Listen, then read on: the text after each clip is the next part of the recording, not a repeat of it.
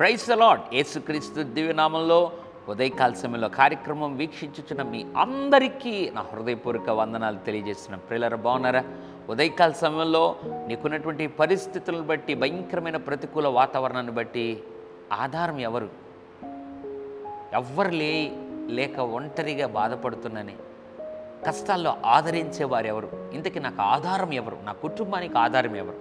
నా పిల్లలకు ఆధారం ఎవరు? నా బిజినెస్కి ఆధారం ఎవరు? నా పరిచర్యకు ఆధారం ఎవరు? కొంతమంది ఎవరు లేని అనాథలుగా ఉండి ఆధారం కోల్పోయి ఉన్నవారు ఉన్నారు.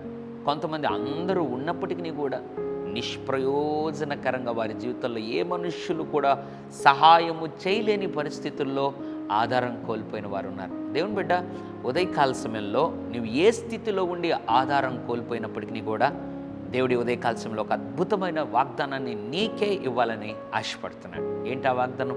కొలస్సీ పత్రిక 1వ అధ్యాయం 17వ వచనం.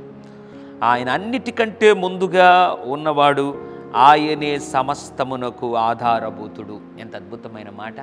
దేవుడంట, యేసుప్రభు సమస్తమునకు ఆధారభూతుడు.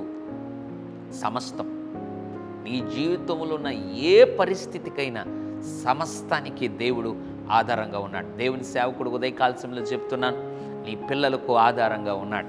ఆమేన్. నీ భర్తకు ఆధారంగా ఉన్నాడు. నీ కుటుంబానికి ఆధారంగా ఉన్నాడు. తల్లిదండ్రులు విడిచిపెట్టిన నీకు ఆధారంగా ఉన్నాడు. నీ వ్యాపారానికి ఆధారంగా ఉన్నాడు.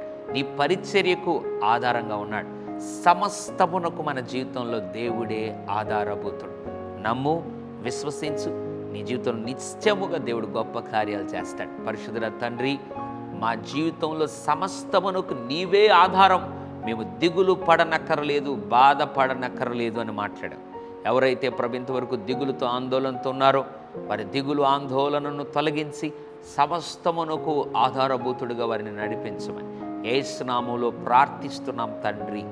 Amen, amen. God bless you.